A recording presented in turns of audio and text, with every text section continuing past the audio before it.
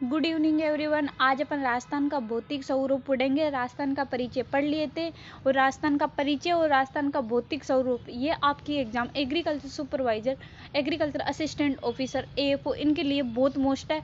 आप इनको ध्यान से पढ़िएगा। तो यह है राजस्थान का भौतिक स्वरूप। तो राजस्थान का भौतिक स्वरूप को सर्वप्रथम वीसी मिश्रा ने राजस्थान का भूगोल में 1966-68 में 7 भौतिक प्रदेशों में बांटा था। मतलब सबसे पहले बांटने का कार्य भौतिक प्रदेशों को वीसी मिश्रा ने किया था।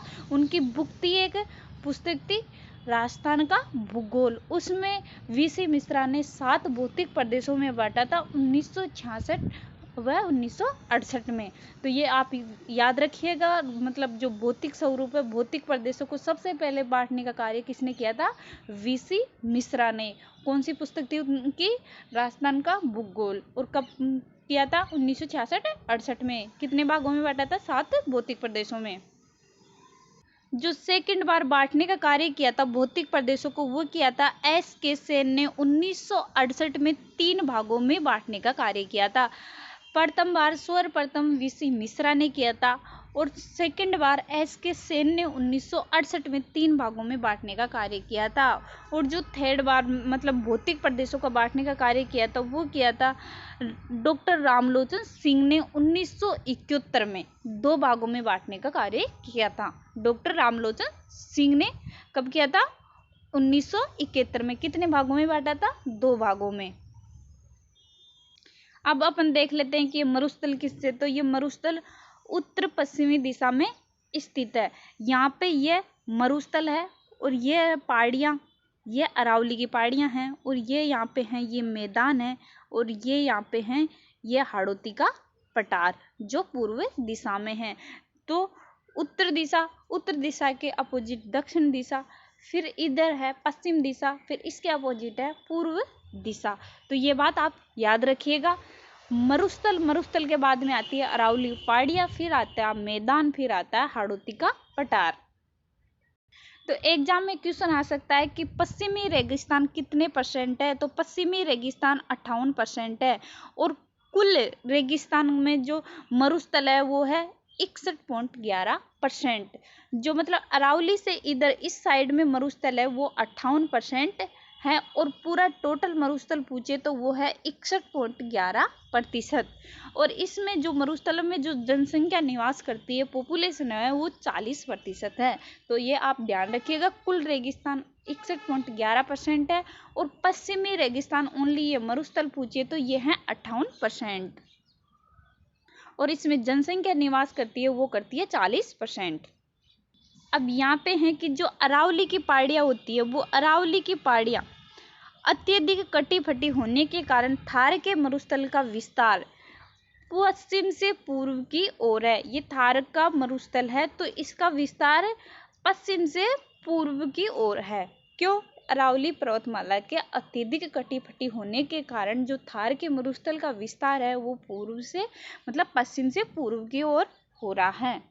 अब नेक्स्ट अपन पढ़ते हैं कि ये मरुस्थल को अपन अब डिटेल से पढ़ेंगे। मरुस्थल को उत्तर पश्चिम का मरुस्थल भी कहते हैं, थार का मरुस्थल भी कहते हैं और युवा मरुस्थल भी कहते हैं।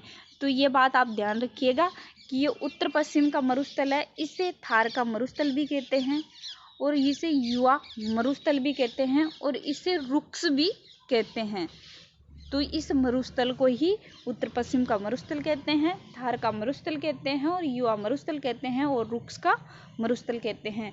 ये जो मरुस्थल है, ये थार का मरुस्थल है, ये 2 देशों और 4 राज्यों में फैला हुआ है। ये मरुस्थल है तो ये इधर तो पाकिस्तान है, इधर है भारत। तो 2 देश हो गए पाकिस्तान और भारत। ये 2 देशों में फैला हुआ है और 4 राज्यों में। तो 4 राज्य कौन कौन से हैं? पंजाब, हरियाणा, राजस्थान और गुजरात। तो एग्जाम में क्वेश्चन आ सकता है कि जो थार का मरुस्थल है वो कौन कौन से देशों में फैला हुआ है? तो थार का मरुस्थल पाकिस्तान और भारत में फैला हुआ है और जो 4 राज्यों में फैला हुआ है वो कौन कौन से राज्य हैं? तो पंजाब, हरियाणा, राजस्थान और गुजरात, इन 4 राज्यों में मरुस्थल फैला हुआ है। तो इनको आप ध्यान से पढ़िएगा। आप नोटबुक लेके नहीं बैठे तो नोटबुक लेके बैठिएगा। आप साथ के साथ लिख लोगे तो साथ के साथ याद हो जाएगा। आप हमारे चैनल को सब्सक्राइब नहीं किए तो सब्सक्राइब कर लीजिएगा और अपने फ्रेंड के पास शेयर कीजिएगा। जो ये मरुस्थल है, थार का मरुस्थल है, युवा मरुस्थल है, उत्तर पश्चिम का मरुस्थल है, इसमें 12 जिले शामिल है। अब अपन देखते हैं कि ये 12 जिले कौन कौन से शामिल है। तो सबसे ऊपर आता है गंगानगर, फिर आता है बीकानेर, बाड़मेर, जैसलमेर, तो ये जिले शामिल है इसमें। फिर झालोर, पाली, जोधपुर, नागौर, हनुमानगढ़, चूरू, झुंझुनू और सीकर। टोटल इस मरुस्थल में कितने जिले शामिल है? 12 जिले शामिल है। और 12 जिले कौन कौन से हैं? श्रीगंगानगर, बीकानेर, बाड़मेर, जैसलमेर, झालोर, पाली, जोधपुर, नागौर, हनुमानगढ़, चूरू, झुंझुनू और सीकर। ये 12 जिले इस मरुस्थल में शामिल है। ये जो थार का मरुस्थल है, युवा मरुस्थल जिसे कहते हैं, जिसे उत्तर पश्चिम का मरुस्थल भी कहते हैं और रुक्स भी कहते हैं। तो ये मरुस्थल है, इसे थली मतलब ये ग्रेट पोलियो आर्कटिक अफ्रीका मरुस्थल का पूर्वी भाग है। कौन सा भाग है? पूर्वी भाग है। ऑप्शन आ सकता है कि पूर्वी भाग है, पश्चिम भाग है, दक्षिणी भाग है और उत्तरी भाग है। तो जो आपका ये कौन से भाग में है? तो ये पूर्वी भाग में स्थित है। पाकिस्तान में इस मरुस्थल को चोलिस्तान के नाम से जाना जाता है। तो ये बात याद रखिएगा, एग्जाम में क्वेश्चन पूछ सकते हैं कि जो थार का मरुस्थल है उससे पाकिस्तान में किस नाम से जाना जाता है? तो उसे जाना जाता है चोलिस्तान नाम से। जो ये थार का मरुस्थल है, इसका जो कुल क्षेत्रफल है वो है 2,33,000 वर्ग किलोमीटर। थार का मरुस्थल का कुल क्षेत्रफल, टोटल क्षेत्रफल है 2,33,000 वर्ग किलोमीटर और राजस्थान में इसका क्षेत्रफल है 1,75,000 वर्ग किलोमीटर। ये बात आप ध्यान रखिएगा। फिर है कि अरावली के पश्चिम में ये 58% भूभाग पर मरुस्थल है, जबकि राजस्थान में कुल मरुस्थल 61.11% है। अरावली के पश्चिम भाग में तो ये 58% है। यहाँ पे मैं आपको बताई थी ये डायग्राम सहित, तो ये डायग्राम है यहाँ पे। तो इसमें जो अरावली का पश्चिम भाग है, इसमें इधर ये 58% है, इधर कितना परसेंट है? 58% है। और जो बाकी का 3.11% है वो इधर है। ये इधर सिरोही के गांव में से इधर प्रवेश कर जाता है। तो कुछ क्षेत्र इसके अरावली के इधर है और जो पश्चिमी दिशा में है वो 58% है। तो ये आप याद रखिएगा, इनमें कंफ्यूज बहुत ज़्यादा होते हैं। अब अपन पढ़ेंगे कि जो मरुस्थल का मार्च है, जो उत्तर पश्चिम का मरुस्थल है उसका मार्च पढ़ेंगे, युवा मरुस्थल का मार्च पढ़ेंगे। तो मार्च का मतलब क्या होता है? मार्च का मतलब होता है आगे बढ़ना। क्या होता है? कि मार्च का मतलब होता है आगे बढ़ना, मरुस्थल का आगे बढ़ना। तो ये है कि मरुस्थल का मार्च मरुस्थलीकरण कहलाता है। इससे लिए जैसलमेर का नाचना गांव जाना जाता है। तो ये जैसलमेर का नाचना गांव है, उधर से प्रवेश करता है। तो ये मरुस्थल का आगे बढ़ना, ये जैसलमेर के नाचना गांव से आगे बढ़ता है। तो मरुस्थल का मार्च या मरुस्थलीकरण कहलाता है। इसके लिए जैसलमेर का कौन सा गांव प्रसिद्ध है? नाचना गांव। एक और गांव है जैसलमेर का सम गांव, जो वनस्पति रहित है। ये बात आप याद रखिएगा, एग्जाम में क्वेश्चन आ सकते हैं कि वनस्पति रहित कौन सा गांव है। तो वो डिस्ट्रिक्ट पूछे तो जैसलमेर और गांव पूछे तो सम गांव, जैसलमेर का सम गांव। और जो ये मरुस्थल प्रवेश करता है तो ये जैसलमेर के नाचना गांव से प्रवेश करता है। यहाँ पे है कि जैसलमेर का सम गांव पूर्णतः वनस्पति रहित है और थार का मरुस्थल सर्वाधिक जनघनत्व वाला मरुस्थल है। तो एग्जाम में क्वेश्चन आ सकता है कि सर्वाधिक जनघनत्व वाला मरुस्थल कौन सा है? तो वो है थार का मरुस्थल। ईश्वरी प्रसाद ने इसे रुक्स नाम से जाना जाता, मतलब जो ईश्वरी प्रसाद थे उन्होंने ये थार का मरुस्थल है, उत्तर पश्चिम का मरुस्थल है, युवा मरुस्थल है, उसे कौन सा मरुस्थल कहा है? ईश्वरी प्रसाद ने रुक्स कहा है। हवेनसांग ने मरुस्थल को गुजरातरा कहा है। ईश्वरी प्रसाद ने मरुस्थल को क्या कहा है? रुक्स। और हवेनसांग ने मरुस्थल को गुजरातरा कहा है।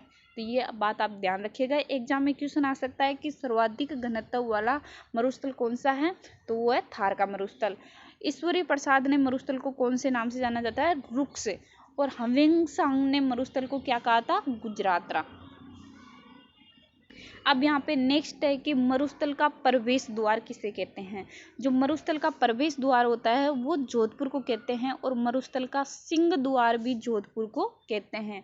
मरुस्थल का प्रवेश द्वार जोधपुर को कहते हैं, और मरुस्थल का सिंह द्वार वो भी जोधपुर को कहते हैं, और मरुस्थल का जो केंद्र होता है, सेंटर होता है, वो भी जोधपुर को कहते हैं। तो ये बात आप ध्यान रखिएगा, मरुस्थल का प्रवेश द्वार जोधपुर, मरुस्थल का सिंह द्वार जोधपुर, और मरुस्थल का केंद्र जोधपुर।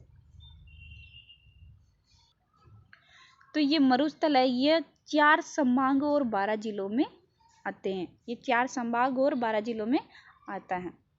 इस मरुस्थल की अपन लंबाई देखें तो इसकी लंबाई है, उत्तर से दक्षिण की लंबाई है 640 किलोमीटर, और पश्चिम से पूर्व की लंबाई है इसकी 300 किलोमीटर। यहाँ पे नॉर्थ 25 डिग्री नॉर्थ से 30 डिग्री नॉर्थ से। तो ये आप याद रखिएगा, इनको याद कर लीजिएगा कि इनकी लंबाई पूछते हैं एग्जाम में ज़्यादातर, कि उत्तर से दक्षिण की लंबाई कितनी है मरुस्थल की, तो वह है 640 किलोमीटर, और पश्चिम से पूर्व की ओर 300 किलोमीटर। अब अपन पढ़ेंगे मरुस्थल के टाइप्स ऑफ मरुस्थल। तो मरुस्थल 2 प्रकार का होता है। तो ये आपका जो है ये मरुस्थल है, ये मान लो मरुस्थल है, ये 2 प्रकार का होता है। इधर होता है सूक्ष्म मरुस्थल और इधर होता है अर्ध सूक्ष्म मरुस्थल। मतलब इधर सूखा क्षेत्र है, इधर थोड़ा बहुत पानी है, थोड़ा बहुत बरसात होती है, तो इसलिए ये है अर्ध सूक्ष्म मरुस्थल, और इधर है सूक्ष्म मरुस्थल। मरुस्थल कितने प्रकार का होता है? 2 प्रकार के। तो इनके दोनों टाइप पढ़ेंगे, सूक्ष्म मरुस्थल और अर्ध सूक्ष्म मरुस्थल। अब अपन सबसे पहले सूक्ष्म मरुस्थल को डिटेल से पढ़ लेते हैं। जो ये सूक्ष्म मरुस्थल होता है, ये भी 2 टाइप्स का होता है, बालू का स्तूप युक्त और बालू का स्तूप मुक्त। यहाँ पे जो दोनों जगह मैंने युक्त लिख दिया, इधर बालू का मुक्त आएगा और इधर युक्त आएगा। तो जो सूक्ष्म मरुस्थल होता है वो बालू का स्तूप मुक्त और बालू का स्तूप मुक्त होता है। ये तो बालू का स्तूप युक्त होता है और ये मुक्त होता है। जो बालू का स्तूप युक्त है, इस मरुस्थल को मान भारतीय मरुस्थल कहा है। तो एग्जाम में क्वेश्चन आ सकता है कि मान भारतीय मरुस्थल के नाम से कौन सा मरुस्थल जाना जाता है, तो वो जाना जाता है बालू का स्तूप युक्त। अगर अर्ध सूक्ष्म और सूक्ष्म मरुस्थल में से पूछे तो वो जाना जाता है सूक्ष्म मरुस्थल के नाम से। अगर इनमें भी टाइप पूछ ले तो बालू का स्तूप युक्त है वो मान भारतीय मरुस्थल के नाम से जाना जाता है। 60% है वो बालू का स्तूप युक्त क्षेत्र है। 60% बालू का स्तूप युक्त क्षेत्र है। तो ये 60% मतलब सबसे ज़्यादा क्षेत्र पर बालू का स्तूप युक्त क्षेत्र है। जो रेत के टीले होते हैं, जो ये रेगिस्तान की तरफ होते हैं, रेत के टीले, उससे कहते हैं टीबा। रेत के टीलों को क्या कहते हैं? टीबा कहते हैं। और ये टीबा को साहित्यिक भाषा में दोरे कहते हैं। क्या कहते हैं? दोरे कहते हैं। इन रेत के टीलों को क्या कहते हैं? टीबा कहते हैं, और इन्हें साहित्य भाषा में दोरे कहते हैं। और इन्हीं टीबों को, इन्हीं दोरे को जैसलमेर में दरियन नाम से जाना जाता है। तो एग्जाम में क्वेश्चन आ सकता है कि रेत के टीलों को जैसलमेर में क्या नाम से जाना जाता है, तो वो दरियन नाम से जाना जाता है। वैसे तो इनको टीबा कहते हैं, साहित्यिक भाषा में इसे दोरे कहते हैं, और जैसलमेर में इसे दरियन के नाम से जाना जाता है। अब ये जो बालू का स्तूप युक्त मरुस्थल है, ये भी 2 टाइप्स का होता है। एक तो होता है अनुदैर्घ्य बालू का स्तूप, जिसे पवनानुवर्ती भी कहते हैं, और एक होता है अनुप्रस्थ बालू का स्तूप, जिसे आर्डा मरुस्थल भी कहते हैं। अब इनको अपन डिटेल से पढ़ेंगे। जो अनुदैर्घ्य बालू का स्तूप मरुस्थल है, इधर से हवा चलती है तो ये सीधी सीधी हवा चलती है। जो हवाओं के बीच में ये जगह होती है उसे कहते हैं कॉरिडोर। उसे क्या कहते हैं? कॉरिडोर। जो अनुदैर्घ्य बालू का स्तूप होता है मरुस्थल, इसे वायु की दिशा के समानांतर बनता है। ये जिधर से हवा आएगी उधर से ही बनता है। ये हवा की दिशा के समानांतर बनता है अनुदैर्घ्य बालू का स्तूप मरुस्थल, जिसे पवनानुवर्ती मरुस्थल भी कहते हैं। और जो अनुप्रस्थ बालू का स्तूप मरुस्थल है, जिसे आर्द्र मरुस्थल भी कहते हैं, तो ये हवा की दिशा के समकोण बनता है। हवा की दिशा के समकोण बनता है, जिसे बरखान भी कहते हैं, और इन्हीं बरखानों को अर्धचंद्राकार कहते हैं। यह हवा की दिशा के ऐसे बनता है, इसलिए इसे आर्द्र मरुस्थल भी कहते हैं और अनुप्रस्थ बालू का स्तूप भी कहते हैं। तो इसे बरखान भी कहते हैं, और ये इसे आर्द्र होता है तो इसे अर्धचंद्राकार भी कहते हैं। और जो ये अनुदैर्घ्य बालुका स्तूप मरुस्थल है, जिसे पवनानुवर्ती के नाम से भी जाना जाता है, यह मरुस्थल हवा की दिशा के समानांतर बनते हैं। ऐसे हवा होगी तो हवा की दिशा के समानांतर बनता है और इनके बीच में ये जगह होती है, इसे कॉरिडोर के नाम से जाना जाता है। जोधपुर में सभी प्रकार के बालू का स्तूप पाया जाता है। तो एग्जाम में क्वेश्चन आ सकता है कि कौन से डिस्ट्रिक्ट में सभी प्रकार के बालू का स्तूप पाए जाते हैं। तो जोधपुर में सभी प्रकार के बालू का स्तूप पाया जाता है। अब यहाँ पे हैं कि ये इधर वाला क्षेत्र होता है, इधर वाले क्षेत्र में जैसे कि सवाई माधोपुर वगैरह आ जाते हैं, इधर वाले क्षेत्र को लाठी नाम से, और डांग क्षेत्र में जैसे भरतपुर, धौलपुर, करौली आ जाते हैं, तो ये डांग क्षेत्र में आता है। ये आप राजस्थान के मैप के अकॉर्डिंग आप समझ लेना है इसको। अब अपन पढ़ेंगे, एक तो जोधपुर में से मोस्ट क्वेश्चन बनता है वो काजरी का बनता है। तो सबसे पहले काजरी की फुल फॉर्म देखेंगे। तो ये काजरी की फुल फॉर्म है central arid zone research institute. क्या है? Central arid zone research institute, ये काजरी की फुल फॉर्म है। ये एग्जाम में बहुत बार पूछते हैं, ये बहुत मोस्ट है, इसको अच्छे से आप याद कर लीजिएगा। काजरी की फुल फॉर्म है central arid zone research institute. इसकी स्थापना हुई थी 1959 में और ये कहाँ पे स्थित है? ये जोधपुर में स्थित है। अब यह AFRC arid forest research institute, ये भी जोधपुर में स्थित है और इसकी इस्टाब्लिश्ड मतलब इसकी स्थापना भी 1959 में हुई थी, 1959 में। तो आप काजरी की फुल फॉर्म याद रखिएगा, central arid zone research institute, और ये कहाँ पे है? जोधपुर में। इसकी स्थापना कब हुई थी? 1959 में। और ये जो AFRI arid forest research institute, ये कहाँ पे है? जोधपुर में। इसकी स्थापना कब हुई थी? 1959 में। अब ये कुछ घास हैं, तो एग्जाम में इन घासों को ऐसे पूछते हैं जैसे कि पूछ ले कि दामन क्या है। तो ये दामन है, ये घास का नाम है। तो एग्जाम में पूछ सकते हैं कि ये दामन क्या है। तो ये दामन, करड़ी, तरने, सेवण, ये क्या है? ये घासों का नाम है। तो इनको याद रखिएगा। एग्जाम में पूछ लेते हैं कि सेवण क्या है। तो ये सेवण एक घास है। सेवण घास को काटने के बाद में जो दोबारा उगती है उसे लीलोण कहते हैं। क्या कहते हैं? लीलोण कहते हैं। ग्रेनाइट सिटी के नाम से कौन सा डिस्ट्रिक्ट जाना जाता है? तो एग्जाम में क्वेश्चन ऐसे आएगा कि ग्रेनाइट जो सिटी होती है उससे कौन से जिले को जाना जाता है ग्रेनाइट सिटी के नाम से? तो जालोर जिले को ग्रेनाइट सिटी के नाम से जाना जाता है। और 56 का पर्वत कहाँ है? उदयपुर में। 56 का पर्वत कहाँ है? उदयपुर में। और ग्रेनाइट सिटी कहाँ है? जालोर में। अपन सूक्ष्म मरुस्थल अपना पूरा हो चुका है। अब अपन पढ़ेंगे मरुस्थल के दो टाइप्स पढ़ेंगे। दो टाइप्स कौन कौन से थे? एक तो था सूक्ष्म मरुस्थल और एक था अर्ध सूक्ष्म मरुस्थल। जो सूक्ष्म मरुस्थल है वो भी दो टाइप्स का था। एक तो था बालुका स्तूप युक्त मरुस्थल, एक था बालुका स्तूप मुक्त मरुस्थल। और जो बालुका स्तूप युक्त मरुस्थल है वो भी दो टाइप्स का था। एक तो था अनुदैर्घ्य और एक था अनुप्रस्थ। तो वो अपना अर्ध सूक्ष्म मरुस्थल मतलब जो सूक्ष्म मरुस्थल था वो पूरा हो चुका है। अब अपन पढ़ेंगे अर्ध सूक्ष्म मरुस्थल। अर्ध सूक्ष्म मरुस्थल 4 टाइप्स का होता है। तो इसमें 4 टाइप्स हैं। पहला टाइप्स को गग्गर व हरित घाटी के नाम से जाना जाता है। तो ये पहला टाइप्स है, इसे गग्गर व हरित घाटी के नाम से जाना जाता है। जो सेकंड टाइप्स है उसे सेकावाटी, बांगर व तोरावाटी व आंतरिक प्रवाह क्षेत्र के नाम से जाना जाता है। सेकंड भाग को सेकावाटी, तोरावाटी, बांगर व आंतरिक प्रवाह क्षेत्र के नाम से जाना जाता है। सेकावाटी में कुओं को जोड़ कहते हैं और जो सेकावाटी क्षेत्र है वो झुंझुनू चूरू सीकर है। तो इनमें जो कुआं होते हैं उन्हें जोड़ के नाम से जाना जाता है। जो अर्ध सूक्ष्म मरुस्थल है उसे पहले भाग को गगर नदी के नाम से जाना जाता है, जिसे हरित घाटी के नाम से भी जाना जाता है। जो सेकंड भाग है उसे सेकावाटी के नाम से जाना जाता है। तोरावाटी व बांगर व आंतरिक प्रवाह क्षेत्र के नाम से जाना जाता है। जो तीसरा भाग है, थर्ड भाग है, उसे नागौरी उच्च भूमि के नाम से जाना जाता है, जिसे कुब्बड़ पट्टी भी कहते हैं। तो एग्जाम में क्वेश्चन आ सकता है कि कुब्बड़ पट्टी के नाम से कौन सा मरुस्थल जाना जाता है? तो वो अर्ध सूक्ष्म मरुस्थल जाना जाता है कुब्बड़ पट्टी के नाम से। अर्ध सूक्ष्म मरुस्थल का भी ये तीसरा भाग है। यहाँ पे जो हरे कबूतर है वो तीसरे भाग में रहते हैं, नागौरी उच्च भूमि। ये हरे कबूतर यूपी में पाए जाते। यूपी में हरे कबूतरों को अरियल कहते हैं। ये जो हरे कबूतर है वो सरिस्का अभयारण्य में पाए जाते हैं, जो जमीन पर कभी भी पाँव नहीं रखते हैं। तो एग्जाम में क्वेश्चन आ सकता है कि हरे कबूतर कौन से अभयारण्य में पाए जाते हैं? तो ये सरिस्का अभयारण्य में पाए जाते हैं और ये जमीन पर कभी भी पाँव नहीं रखते हैं। आप याद रखिएगा, नागौरी उच्च भूमि से तीसरा पार्ट जाना जाता है। मतलब जो सरिस्का में हरे कबूतर रहते हैं जो जमीन पर कभी भी पाँव नहीं रखते हैं। आप पढ़ेंगे जो लास्ट अर्ध सूक्ष्म मरुस्थल का जो 4 भाग है, मतलब जो चौथा भाग है, उससे बोलते हैं लूणी बेसिन। इसमें गोंडवाना प्रदेश है।